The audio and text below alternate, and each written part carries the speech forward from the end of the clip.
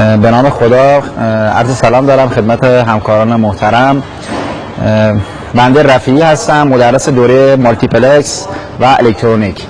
خدمت شما عرض کنم که امروز در مورد مبحثی که میخوایم توضیحاتی رو ارائه بدیم بحث ارزیابی کولرهای اتوماتیک هستش که روی خودروهای پژو پارس نصب هستش. سیستم کولر اتوماتیک خودروی پژو پارس در واقع به نام سیستم سلف دیاگ مشهور هستش، به نام سیستم سلف دیاگ معروف هستش. قابلیت نصب دستگاه ایبیاب رو نداره، در واقع سلف دیاگ به معنای خود ایبیابی هستش.